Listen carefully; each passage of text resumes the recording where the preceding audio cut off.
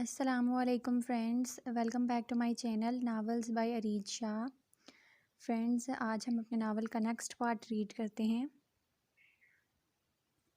लेकिन मुझे कोई फ़र्क नहीं पड़ता, भाड़ में जाए मेरी तरफ से। मैं इसके बारे में सोच क्यों रही हूँ? मुझे इसके बारे में सोचना ही नहीं है। वो खुद से वादा करते हुए क्लास की जानिब चली गई। नीलम, तुम्हारी क्लास कब तक ख़त्म हो गई? मुझे 2-3 चीज़ें लेनी है। मैं शॉपिंग करके वापस आ जाऊँगी। तुम तब तक अपनी क्लासेस ख़त्म कर लेना। आकांक्षा, दिमाग तो नहीं ख़राब हो गया तुम्हारा? इस तरह कैसे अकेले जाओगी? नीलम ने परेशानी से पूछा।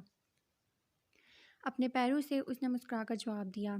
यार, एक तो घर इतना पास है, लेकिन तुम लोग फिर भी बस पे आती हो और इतना डरती हो तुम दोनों। मैं चली जाऊंगी, ये इतना मुश्किल नहीं है, और वैसे भी मैं यूनिवर्सिटी के पास ही मार्केट में जा रही हूँ।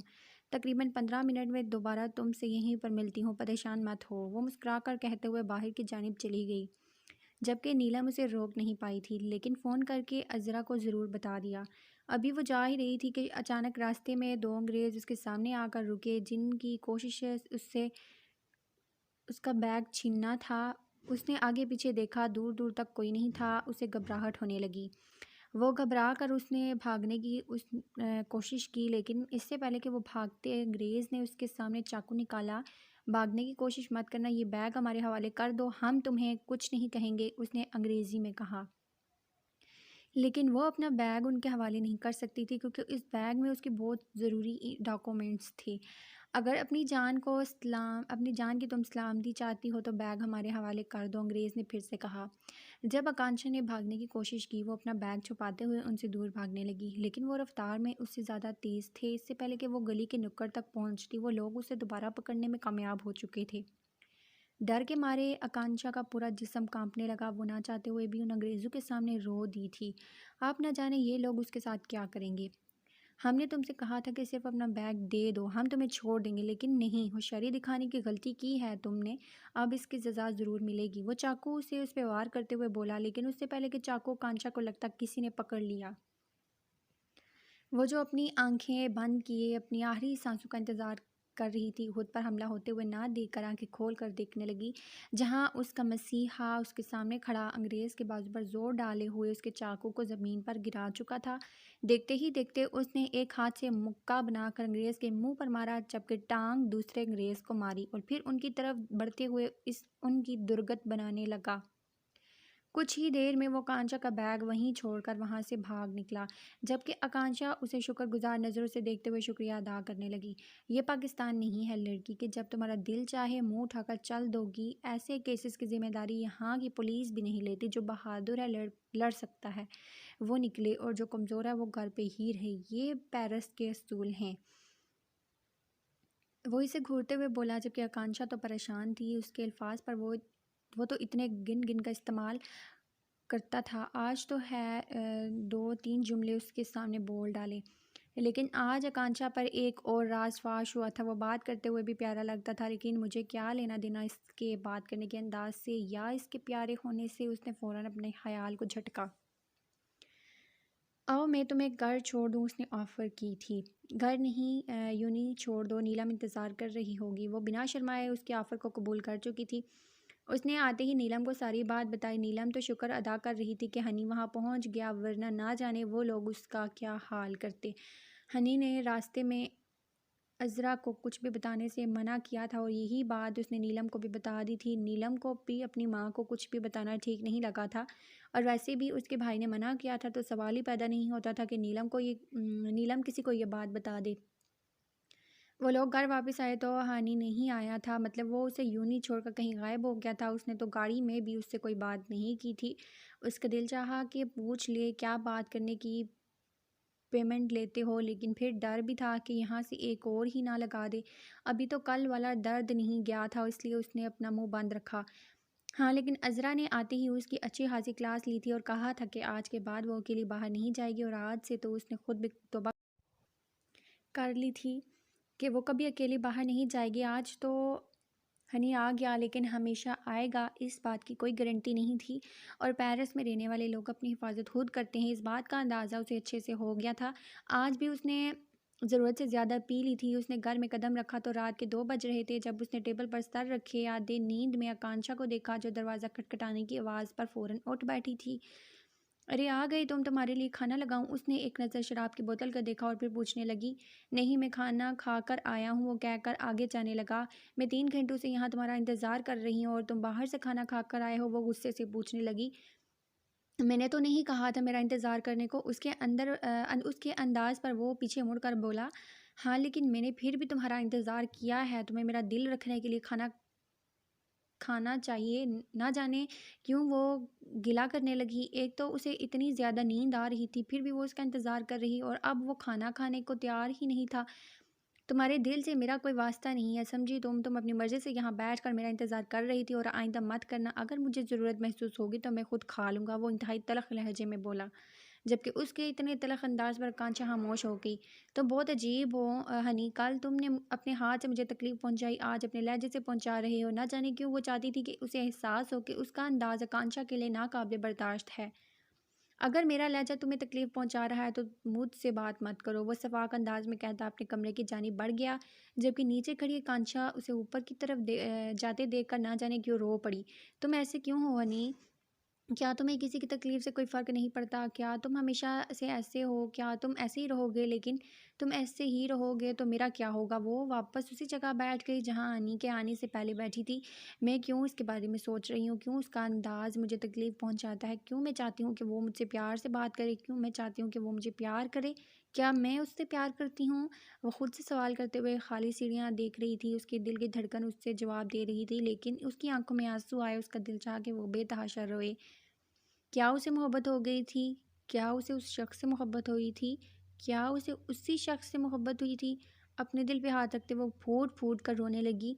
उसने सुना था कि मोहब्बत में इंसान रोता है, बेतहाशा रोता है, लेकिन ये एक ऐसी शुरुआत थी कि उसका महबूब ही उससे तकलीफ़ पहुँचा रहा था।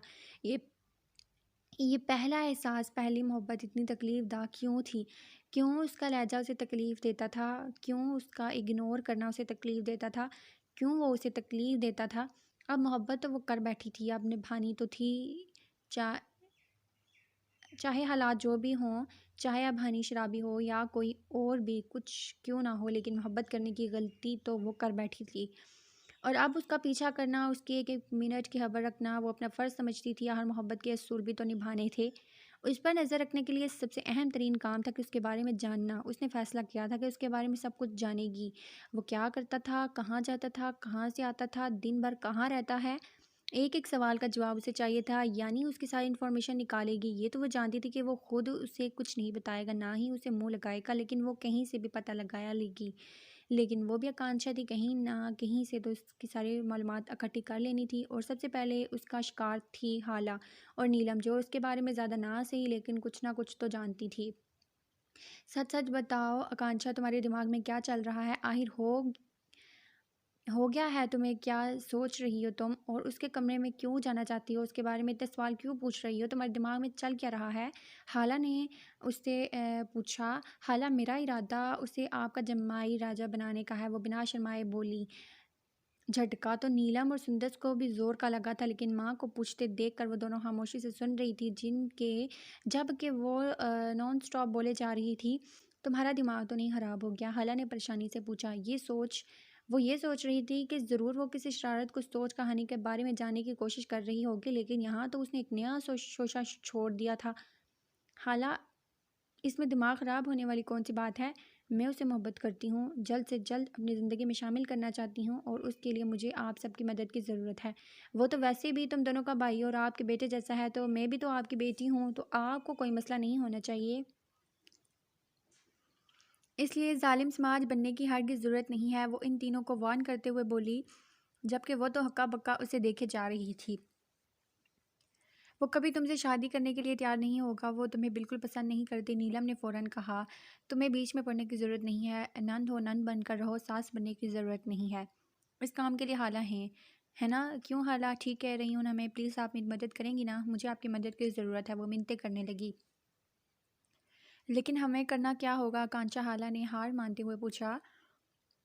वो भी तो यही चाहती थी कि हनी खुश रहे, इस तरह अकेला तनहा ना रहे। वो हँसता बोलता नहीं था, किसी से बात नहीं करता था, अपना दुःख किसी के साथ शेयर नहीं करता था।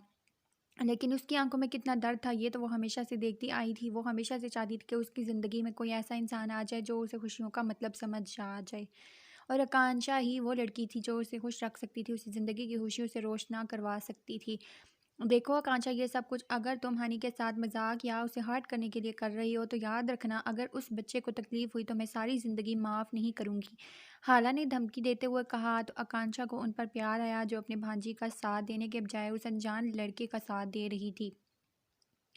आप लोगों को कुछ नहीं करना, खाना सब कुछ मैं करूँगी, आप लोग बस मेरे साथ रहें। फ़िलहाल मैं उसके लिए अपने हाथों से खाना बनाऊँगी ताकि रात को आकर वो मेरे हाथ से खाना खाए। मैं चाहती हूँ उसे जल्द ही आदत हो जाए मेरे हाथ का खाना खाने की। और प्लीज़ आप बेफ़िक्र हो जाएँ, मैं उसे बिल्कुल हर्ट नहीं करूँगी और ना ही किसी को करने दूँगी, उसने एक आँख दबाकर कहा। जबकि सुंदर तो उसके हर कदम पर उसके साथ-साथ थी, आहर उसकी वजह से उसके भाई की ज़िंदगी में कोई लड़की आने वाली थी। हो सकता है वो चेंज हो जाए, सबसे हँस-खेल कर बात करने लगे, ज़िंदगी के हसीन रंगों को जानने लगी, खुश रहने लगे। वो तो हमेशा से ही अपना भाई मानती थी और वो चाहती थी कि उसका भाई इसकी हर खुशी में उसके साथ हो, तो हर मुसीबत में तो उसके साथ खड़ा होता था, लेकिन वो उसे अपनी खुशियों का हिस्सेदार बनाना चाहती थी।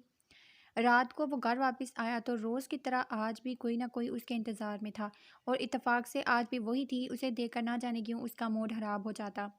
वो उससे बिल्कुल बात नहीं करना चाहता था, इसीलिए कल भी भूख होने के बावजूद वो बिना खाना खाए अपने रूम में चला गया और अब भी वही उसके सामने खड़ी थी। अजीब लड़की थी, मेहमान थी तो मेहमान बनकर रहे, मगर घर की मालकिन क्यों बन रही थी? उसे गुस्सा तो बहुत आया, लेकिन आज उसे बहुत सख्त भूख लगी थी और वो उसे देखते ही टेबल पर खाना लगाने लगी। खाना खा के आए हो या खाओगे? अगर खा के भी आए हो तो खा लो, क्योंकि मैंने खुद अपने हाथों से बनाया है। मैं खाना लगा रही हूँ, तुम हाथ मुंह धोकर आओ। और हाँ, ये शराब की बोतल अंदर रख खाना, मुझे इससे स्मेल आती है और मेरा दिल खराब होता है। अजीब हुक्म था, लेकिन हाँ, मैं बिना कुछ कहे अपने कमरे में चला गया। हनी वापस आया तो खाना लगा चुकी थी। वो खामोशी से टेबल पर आकर बैठ गया। वो दोबारा पहले वाली हरकत नहीं करना चाहता था। उसे थप्पड़ मारकर वो पछता रहा था। ना तो वो उस पर कोई हक रखता था और ना ही वो उससे बात करना चाहता था। यही वजह थी कि वो अपनी इस हरकत को लेकर शर्मिंदा भी था। खामोशी से बैठकर खाना खाने लगा, जबकि वो सामने वाली कुर्सी पर बैठकर उसे घूर कर देख रही थी। क्या मसला है, तुम्हें कुछ चाहिए क्या? वो सर्द आवाज़ में बोला। हाँ, मुझे बहुत कुछ चाहिए, लेकिन तुम आराम से खाना खा लो, मैं बताऊंगी। अपने इन हाथों से मैंने ये खाना बनाया है और तुम खाओ।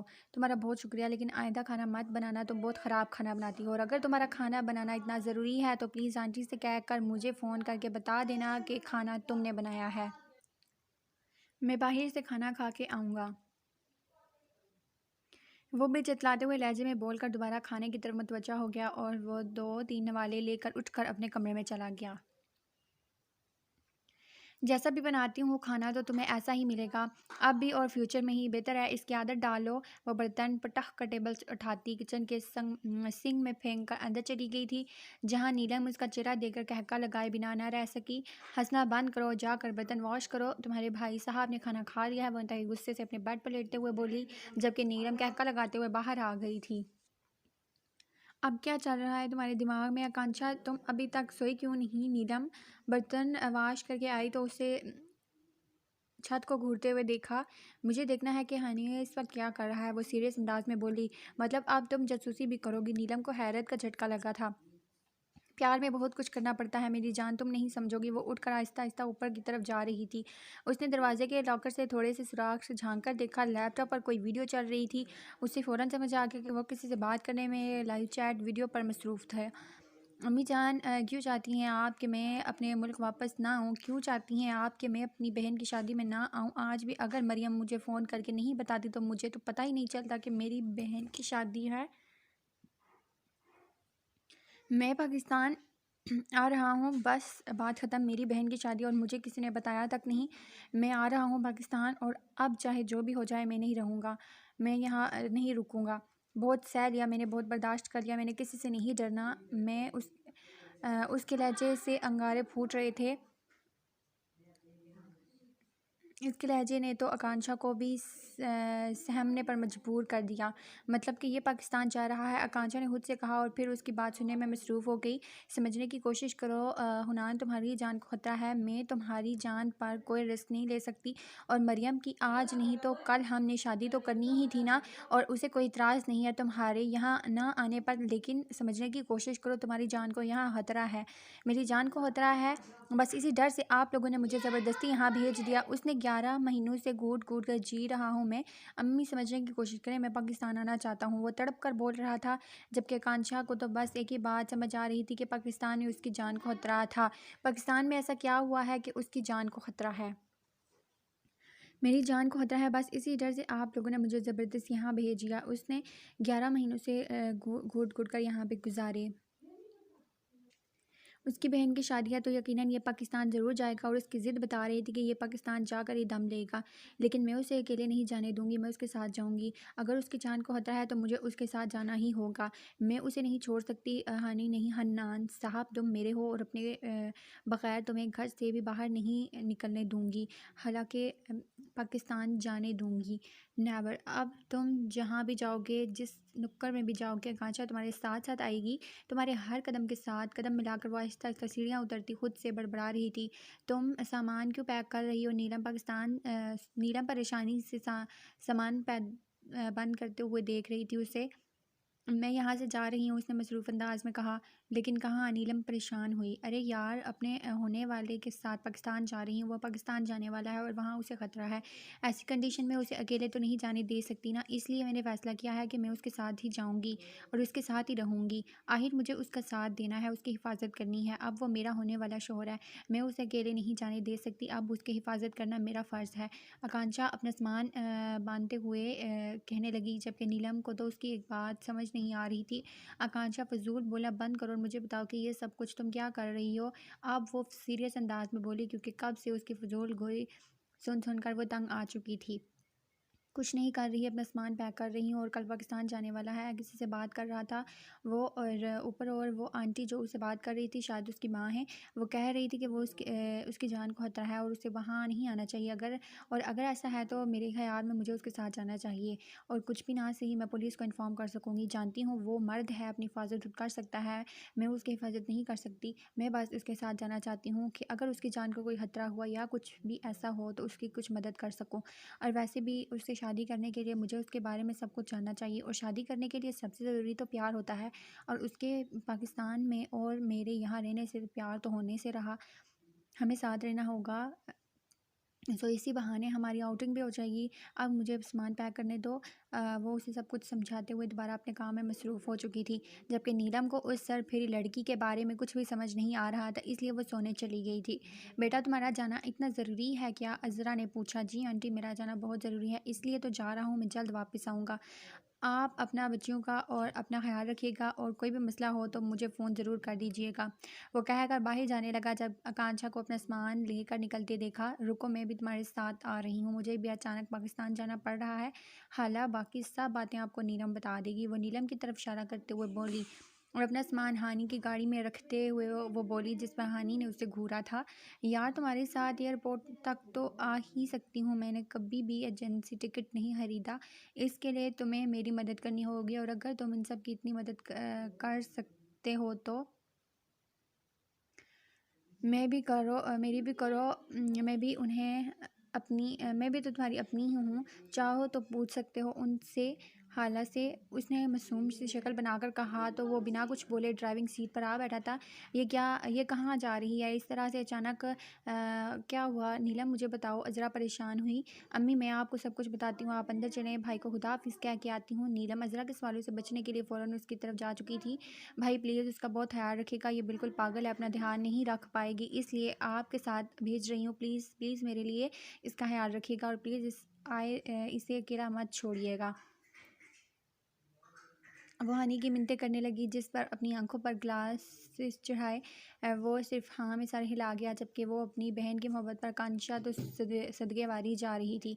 इन दोनों की एक ही फ्लैट थी, लेकिन सीट इन दोनों की एक ही फ़्लाइट थी, लेकिन सीट अलग अलग और फासले पर थी, जिस पर उनका आकांक्षा और जिस पर उनका कांचा मुँह बसूरकर एक तरफ होकर बैठी थी, जहाँ उसके साथ एक जवान मॉडर्न सी लड़की थी जो उसे देखकर बार-बार मुस्कुरा रही थी। जब हनी के साथ कोई बूढ़ी औरत थी, वो काफ़ी देर हनी को देखती रहीं। तकरीबन आधे घंटे के बाद हनी उठकर रेस्टरूम में गया। यहाँ मौका था हनी के पास जाने का। वो फ़ौरन आंटी के पास आई। "एक्सक्यूज़ मी, क्या आप मेरे साथ सीट एक्सचेंज कर सकती हैं? वो क्या है ना कि मेरे शौहर काफ़ी अनकम्फ़र्टेबल हैं। अगर आप बेहतर समझें तो प्लीज़ आओ।" ओह! तो वो हैंडसम खड़ूस तुम्हारा शौहर है, इसलिए आप अपने पास बैठी इतनी हसीन लड़की को भी नहीं देखा? आंटी ने मुस्कुराते हुए शरारती अंदाज में कहा।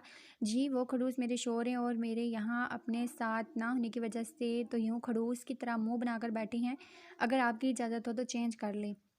हाँ बेटा, क्यों नहीं? इतना हैंडसम लड़का और इस तरह से मुंह बनाकर बैठा बिल्कुल अच्छा नहीं लग रहा। तुम यहाँ अपने शौहर को कंपनी दो, मैं तुम्हारी सीट पर बैठ जाती हूँ, उन्होंने फ़ौरन मानते हुए कहा। जिस पर मुस्कुराकर उनका शुक्रिया अदा करते हुए हानि के साथ वाली सीट पर बैठ गई। और जब भी वापस आया उसे अपने साथ बैठे देखकर पूछे बिना ना रह सका। तुम यहाँ क्या कर रही हो? वो आंटी तुम्हें लेकर काफ़ी अनकंफर्टेबल थी, उन्होंने मुझसे कहा कि सीट चेंज कर लो। अगर तुम उस लड़के को जानती हो, अजीब खड़ूस अकड़ू सा लड़का था, तो मुझे भी तुम कुछ ऐसे ही लगते हो, इसलिए मैंने उनकी मुश्किल आसान कर दी। और वो एहसान जताते हुए बोली, जबकि हनी बिना कुछ कहे अपने मुंह पर रुमाल डालकर उसे बिल्कुल नज़रअंदाज करके आज पर आकांक्षा खुल कर रह गई थी। वो लोग इस्लामाबाद एयरपोर्ट पर उतरे थे और नेक्स्ट फ़्लाइट से उसे कराची भेजने का इरादा रखता था, जिसके लिए वो सारा काम भी खुद कर रहा था। तुम क्या कर रहे हो? तुम्हें कराची भेजने के लिए टिकट बुक करवाने जा रहा हूँ। लेकिन उसकी ज़रूरत नहीं है, आकांक्षा ने फ़ौरन कहा। क्यों ज़रूरत नहीं है? क्या तुम इस्लामाबाद के रहने वाली हो? वो पूछने लगा। नहीं, मैं कराची की रहने वाली हूँ, लेकिन यहाँ मैं तुम्हारे साथ हूँ तो तुम्हारे साथ रहूँगी। मेरे घर में तो किसी को भी पता नहीं है कि मैं आ रही हूँ। और वो तुम्हारी बहन ने क्या कहा था? मुझे बिल्कुल अकेले मत छोड़ना, मेरा बहुत सारा ख्याल रखना और अपने साथ रखना। इसीलिए तो मैं आई हूँ यहाँ तुम्हारे साथ अपने घर कराची, तो मैं मर कर भी ना जाऊँ। घर कहाँ है तुम्हारा? घर इस्लामाबाद के रहने वाले हो तुम? वो उसका और अपना बैग घसीटते हुए एयरपोर्ट से बाहर जा रही थी, जबकि हानि उसे देखते उसके पीछे आ रहा था। बेवकूफ़ लड़की, कहाँ जाना है तुमने? साफ साफ बताओ, यहाँ मेरे पीछे क्यों आई हो? वजह क्या है? अब हानि को उस पे गुस्सा आ रहा था। देखो, मैंने कल रात तुम्हारी बातें सुनी थी। तुम्हारी अम्मी कह रही थी कि पाकिस्तान में तुम्हें ख़तरा है, इसलिए मैं यहाँ आई हूँ। और अब तुम ये पूछना चाहोगे कि ऐसा क्यों? तो बात घुमाने की आदत नहीं है मुझे, साफ साफ बता रही हूँ। अच्छे लगते हो तुम, मुझे पसंद करने लगी हूँ, तुम्हें आसान अल्फाज में अपने सपनों का राजकुमार मानने लगी हूँ। आई आई समझ तुम्हें। इसलिए अगर तुम्हारा कोई अफेयर वगैरह चल रहा है तो उसे ख़त्म कर दो, क्योंकि अब तुम्हारी लाइफ में मैं आ गई हूँ। आकांक्षा तुम्हारी आशी चिट्टा। आकांक्षा जाने अभी क्या बोले जा रही हो तुम? खबरदार, जो आज के बाद मेरे सामने आई, दफ़ा हो जाओ यहाँ से। बेवकूफ़ लड़की, कितना जानती हो मुझे, कितना पहचानती हो? मेरे पीछे यहाँ आ गई हो। अपनी इज्जत की ज़रा भी परवाह है तुम्हें? अगर मैं तुम्हें रास्ते में यहाँ पर तुम्हारे साथ कुछ भी उल्टा सीधा कर दूँ तो क्या मुंह लेकर जाओगी अपने माँ बाप के पास? कौन सी दुनिया में निकल पड़ी हैं ये लड़कियां? अपनी इज्जत, अपनी असमत को इतना बेमोल कर दिया है तुम लोगों ने। तुम्हारे बाप ने यकीन करके तुम्हें खुद से दूर भेजा और तुम ये सब कुछ करती फिर रही हो। बेवकूफ़ लड़की, अब यहाँ से सीधी कराची जाओगी तुम। और ख़बरदार, फिर कभी किसी की प्राइवेट कॉल सुनी पसंद करती है माय फुट। वो गुस्से से वॉर्न करता हुआ वहाँ से बाहर चला गया, जबकि आकांक्षा अपने गाल पर हाथ रखे उसे जाते हुए देख रही थी। हुनान को यकीन था कि इतना भरपूर थप्पड़ खाने के बाद वो उसका पीछा हरगिज़ नहीं करेगी। वो सीधा घर ही आया था, जहाँ उसकी माँ और बहन बेचैनी से उसका इंतज़ार कर रही थी। और वो उन दोनों से मिला, जो उससे मिलकर जहाँ आंखों में खुशी के आंसू लिए हुए थी, वहीं उनकी आंखों में डर भी वो साफ पड़ सकता था। अम्मी जान, प्लीज़ रोना बंद करें, इतने दिनों के बाद आया हूँ और आप ही के रोने बैठ गई हैं।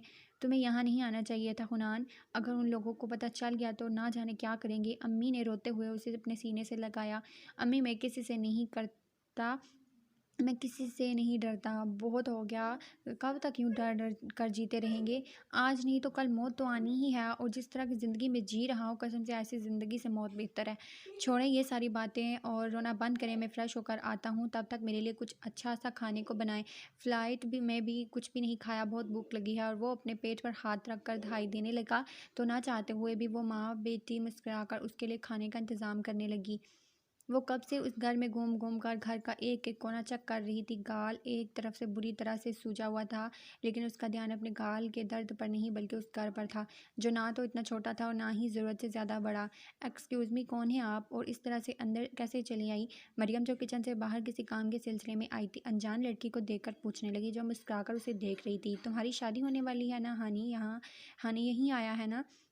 यही आया है, मैंने दूर से देखा था उसे अंदर आते हुए। खैर, मुझसे मिलो, मैं तुम्हारी भाभी आकांक्षा, मतलब होने वाली भाभी। पेरिस में क्या फ़र्क पड़ता है, हो चुकी हो या होने वाली, you know what I mean. मुस्कुराकर उसे मिलते हुए फिर से घर देखने की तरफ मुतवज्जा हो चुकी थी, जबकि मरियम हैरानगी से देखकर किचन की तरफ देख रही थी, जहाँ दरवाजे पर खड़ी उसकी माँ भी उस लड़की को देख रही थी। सुनो लड़की, कौन हो तुम और यहाँ क्या कर रही हो? उनके लहजे में खुद ब खुद गुस्सा भरने लगा था। आंटी, मैं हनी की मैं उसे पसंद करती हूँ और उससे शादी करना चाहती हूँ। वैसे आपका बेटा ज़रूरत से ज़्यादा खड़ूस और अकड़ू है। कोई बात नहीं, मैं उसे सीधा कर लूँगी अगर आपकी इजाज़त हो तो। आकांक्षा पहली बार किसी से बात करते हुए इतनी हिचकिचा रही थी। तो क्या आप मुझे अपनी बहू तस्लीम करेंगी? वो उनके सामने इंतहाई मासूम सी शक्ल बनाकर बोली।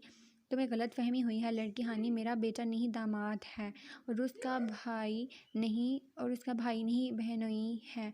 आंटी ने एक नज़र सीढ़ियों से नीचे उतरते हानि को देखकर कहा, मतलब कि वो शादीशुदा है।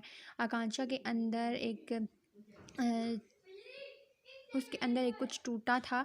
ऐसा लगा जैसे दिल की दुनिया वीरान हो गई थी। जब हानि जिस तरह खामोशी से सीढ़ियाँ उतर रहा था, इस तरह किसी दूसरे कमरे में घुस गया जैसे उसे मुंह लगाना ना चाहता हो।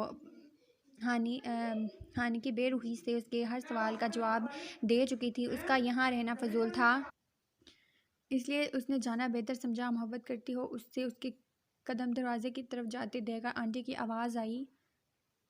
उसने एक ज़ख्मी सी नज़र उनकी तरफ देखकर हाँ में सर हिलाया। यहाँ क्यों आई थी? उसके बारे में सब कुछ जानने के लिए। उसकी आवाज़ में सिर्फ लड़खड़ाहट थी, जैसे कुछ पाने से पहले खो दिया। ये कैसी मोहब्बत है कि तुम उसके बारे में कुछ भी जाने बगैर यूं ही जा रही हो? अगर मोहब्बत करने की हिम्मत कर ही ली है तो उसके बारे में सब कुछ जान भी जाओ। उनके लहजे में कुछ ऐसा था कि आकांक्षा बाहर की तरफ एक और कदम ना उठा पाई। माजी, वो चारों भागते हुए इस न्यू बिल्डिंग की सीढ़ियां तय कर रहे थे। ना जाने क्या होने वाला था, सबकी सांसें फूली हुई थी। वो तेज़ी से सीढ़ियां चढ़ते हुए छत तक पहुंचे, जहां उनका जान से प्यारा दोस्त आसपास अपनी आखिरी सांसें गिन रहा था। वहीं रुक जाओ खुनान, मेरे पास मत आओ प्लीज़। और बिल्डिंग के दीवार पर खड़ा कूदने ही वाला था, जबकि उसकी बात पर खुनान को मज़ीद गुस्सा चढ़ आया। हाँ ठीक है, मर जाओ, हम में से कोई आगे नहीं बढ़ेगा। तुम्हें मर ही जाना चाहिए। तुम जैसा मोहब्बत में नाकाम आशिक मरने के लिए तो पैदा हुआ था। क्या फ़र्क पड़ता है कि तुम्हारी माँ हर दिन के साथ हमारी ज़िंदगी की दुआएं मांगती है? क्या फ़र्क पड़ता है कि तुम्हारा बाप तुम्हें उम्मीद लगाए बैठा है?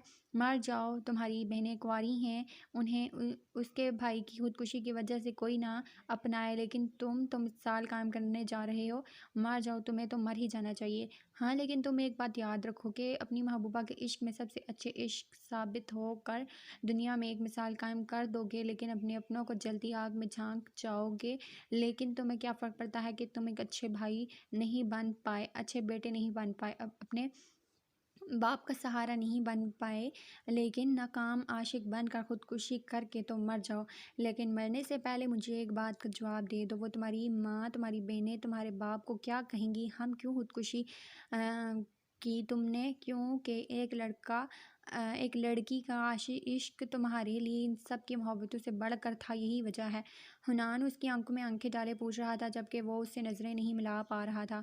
हुनान, में हार गया, उसके प्यार में हार गया। मैं क्या करूं कि उसे भूल जाऊं? मैंने हर वो काम किया जो वो चाहती थी, और आज वो किसी और की दुल्हन बनने जा रही है। मेरा दिल जल रहा है, मैं क्या करूं? आहिस्ता आहिस्ता कदम बढ़ाता उसके सीने से लग कर फूट फूट कर रोने लगा। तुम्हें क्या करना है ये मैं तुम्हें बताऊंगा। रोने से कुछ नहीं होगा उसका। चलो तुम्हारे इश्क का इंतकाम लेते हैं। वो लड़की जो तुम्हें इतने सालों तक वो तुम्हें बेवकूफ़ बनाकर लूटती रही, आज वो लुटेगी सबके सामने। ऐसा कुछ भी सोचना मत, उसकी ज़िंदगी बर्बाद हो जाएगी। होती है तो होती रहे, तुम्हारी ज़िंदगी बर्बाद हो रही थी, तुम्हारे माँ बाप बहनें सबकी ज़िंदगी बर्बाद हो रही थी। उसने नहीं सोचा था, लेकिन आज सोचेगी, और और सोचेगी। हुनान सीरियस अंदाज में बोल रहा था जबकि उसके इरादों से डर कर उसने ना में सर हिलाया, लेकिन उस बार हुनान ना सुनने के बिल्कुल मूड में नहीं था, इसलिए ज़बरदस्ती अपने साथ उसे ले आया। निकाह की रस्म अदा की जा रही थी। वो तेज़ी से घर में दाखिल हुआ।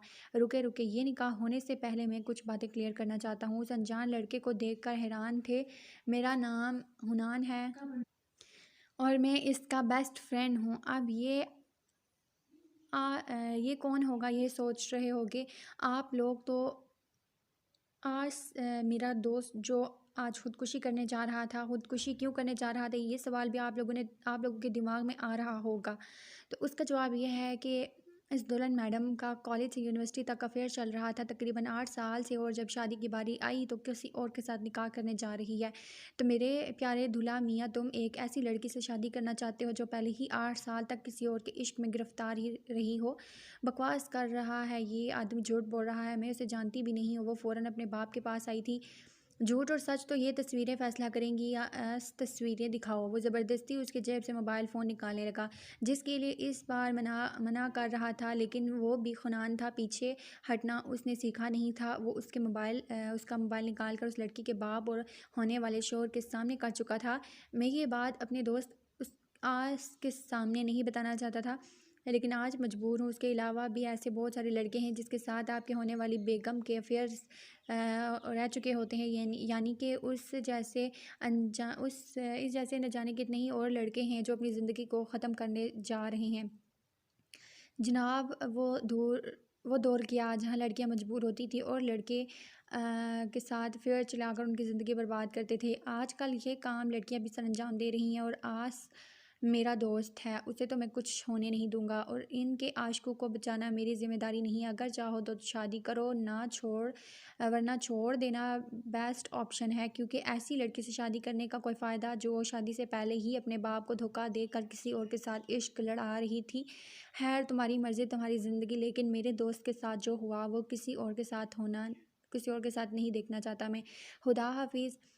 वो आस का हाथ थामे उसे ज़बरदस्ती वापस बाहर लेके जाने लगा। जब उसे कोई आवाज़ सुनाई दी, ये आवाज़ कब से आ रही थी जो उसे बेचैन कर रही थी। कभी वो कहती कि अजीब पागल आदमी है, तो कभी दूसरी लड़कियों के साथ बातें करने में मसरूफ़ हो जाती, लेकिन ये आवाज़ उससे काफ़ी देर से तंग कर रही थी। वो आवाज़ को इग्नोर करते हुए आगे बढ़कर अचानक एक लड़की उसके साथ आकर टकराई। एक पल के लिए खुनान को लगा जैसे पूरी दुनिया गिर गई। सामने खड़ी लड़की सुर्ख लिबास में कोई आसमान से उतरी हूर परी लग रही थी। एक पल के लिए तो खुनान भी हैरान परेशान उस लड़की को देखने लगा। शायद ही उससे पहले या उससे ज़्यादा हसीन परी पाकर उसकी ज़िंदगी में आई थी। वो लड़कियों में ज़्यादा नहीं उलझता था, लेकिन सामने खड़ी ये लड़की उसके दिल में हलचल मचा चुकी थी। जो उससे टकरा कर फ़ौरन उसे धक्का देती वापस अंदर की तरफ भाग गई थी। अब यहाँ क्यों खड़े हो, चलो यहाँ से, आस ने उसे घूरते हुए कहा। आई एम इन लव, वो खोए हुए अंदाज में बोला। क्या कह रहे हो, दिमाग तो नहीं ख़राब हो गया? हाँ, दिमाग ख़राब हो गया है, और साथ में दिल भी ठीक करना होगा, वो बड़बड़ाते हुए बोला। रात पार्टी करने के बाद आज वो दूसरे दिन यूनिवर्सिटी आए थे। आस भी उसके साथ था, जो अब काफ़ी रिलैक्स था। वो जानता था उस लड़की को उसके अंजाम तक पहुंचाने के बाद उसका दोस्त भी संभल जाएगा, और वैसे भी उसके लिहाज से वो लड़की उसके काबिल ही नहीं थी। अभी वो उन्हीं बातों में मसरूफ़ था जब अचानक नीला उसके पास आई। कैसे हो तुम हुनान, मैंने तुम्हें बहुत मिस किया, वो उसके गले में बाहों का हार डालते हुए बोली, जबकि हुनान उससे दूर होते हुए काफ़ी दूरी पर जाकर खड़ा हो गया। देखो नीला, मैं बहुत बार कह चुका हूँ कि दूर से बात किया करो, चिपकने की ज़रूरत नहीं है, वो इंतहाई गुस्से से बोला। जिस बार नीला का मूड बन चुका था। मैं तुम्हारी गर्लफ्रेंड हूँ और ये बात पूरी यूनिवर्सिटी जानती है, वो गुस्से से बोली। तुम मेरी कुछ भी नहीं हो, ज़बरदस्ती मेरी गर्लफ्रेंड बनने की कोशिश मत करो तो बेहतर होगा। हुनान को मज़ीद गुस्सा आया। आई लव यू हुनान, मैं तुमसे बहुत प्यार करती हूँ, और इस यूनिवर्सिटी को तो क्या, दुनिया के हर इंसान को खड़ा करके बताऊँगी कि मुझे तुमसे मोहब्बत है। तुम एक बार हाँ तो कर दो, वो उखड़े हुए लहजे में बोली, जैसे उससे अपनी नाराज़गी का इजहार कर रही हो, और उसके मज़ीद करीब आने की कोशिश की, जिस पर हुनान को मज़ीद गुस्सा आया और बिना उसकी तरफ देखे वहाँ से चला गया। इस थरथरी लड़की के साथ वो खपना एक बेवकूफ़ के अलावा और कुछ नहीं था, जबकि दिमाग में सिर्फ वही लड़की घूम रही थी। लाल सुरखोर परी, काश में उससे दोबारा मिल पाता। उसके दिल में एक हसरत सी जागी। उस रात उसने जो महसूस किया वो अपने दोस्त के सामने बोल दिया। मोहब्बत ही तो थी, हाँ, वो उससे मोहब्बत करने लगा था, पहली नज़र की मोहब्बत, और वो उसे पाने के लिए कुछ भी करने को तैयार था। फर्स्ट ईयर किस तरफ है और यही वो सब सोच रहा था कि उसे पीछे से आवाज़ सुनाई दी। ये आवाज़ उसने रात भी सुनी थी। वो पीछे मुड़कर देखने लगा। नीले लिबास में वो उसकी तरफ पीठ किए किसी और से बात करने में मसरूफ़ थी। अब तो वो उसे करोड़ों में पहचान सकता था।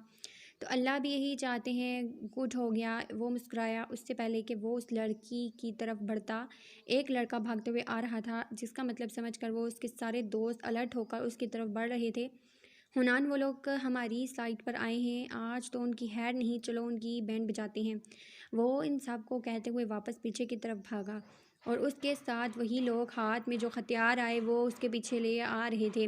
बहुत दिनों के बाद हाथ साफ करने का मौका मिला था। ये दो ग्रुप्स थे और इन दोनों ग्रुप की को इस सोसाइटी के अलग अलग दो हिस्से दिए गए थे। एक ग्रुप को दूसरे ग्रुप की जगह किसी भी मेंबर का आना जाना मना था। यहाँ पर इलेक्शन की पार्टी भी होती थी, जिसमें एक तरफ हुनान खान की पार्टी थी तो दूसरी तरफ मुदस्सिर की पार्टी थी। इन दोनों में इस हद तक दुश्मनी थी कि अगर एक साइड का आदमी दूसरी साइड पर कदम भी रख दे तो वो उसकी टांगें तोड़कर दूसरी साइड भेजते थे। हुनान के माँ बाप भी इस रूटीन से बहुत तंग आ चुके थे। वो चाहते थे कि वो लड़ाई झगड़े ख़त्म करके वो अपनी ज़िंदगी में आगे बढ़े, लेकिन कॉलेज से शुरू हुई कि लड़ाई 8 साल से चल रहे थे और ना जाने कितने साल तक चलनी थी। आज भी कुछ ऐसा ही होने वाला था। वो सब यूनिवर्सिटी से बाहर निकलकर उस साइड की तरफ जा रहे थे जहाँ मुदस्सिर के आदमी आए हुए थे। ये उनके लिए खुलेआम एक चैलेंज था जिसे पूरा करने के लिए अब वो कोई भी रिस्क उठाने को तैयार थे। लड़ाई बहुत ज़्यादा बढ़ गई थी, जिसकी वजह से बात सोसाइटी के सरबराह तक पहुंच गई। हुनान को गुस्सा और किसी बात का नहीं, बस एक बात का आ रहा था कि आज ने इस लड़की को मारने से क्यों रोका। ये सारी बातें वो यहाँ से बाहर जाने के बाद पूछने वाला था। तो फ़िलहाल तो बस उसे घूर रहा था, जबकि दोनों पार्टीज़ के माँ बाप बैठे इन लोगों के कारनामे सुन रहे थे। अपने बेटे को संभालें खान साहब, ये ना हो कि किसी दिन आपको पछताना पड़े। जाए, मुदस्सिर के पापा ने बड़े गरूर से कहा। मैं तो अपने बेटे को संभाल ही लूँगा चौधरी साहब, लेकिन आप भी अपनी परवरिश पर ज़रा गौर फरमाएं। हमारे एरिया में घुसकर हमारे एरिया के बुज़ुर्गों से बदतमीज़ी कर रहा था। इससे पहले भी उसने बहुत बार ये सब कुछ करने की कोशिश की है। ये कहना गलत नहीं होगा कि आपके बेटे को तमीज़ छू कर भी नहीं गुजरी। इंतहाई बदतमीज़ है ये, खान साहब ने गुस्से से कहा। अगर बदतमीज़ हूँ तो मुंह क्यों लग रहा है? मुदस्सिर ने बदतमीज़ी से कहा। ये देख रहे हैं आप? इसकी बदतमीज़ इंसान को बाबा ने खुनान के सीने पे हाथ रखते हुए आगे बढ़ने से रोका। यही सारी हरकतें ये हमारे एरिया में करता है, बल्कि हमसे उम्मीद रखी जाती है कि ये सब कुछ ना हो। और इस बार आपके बेटे ने जिन लोगों को अपने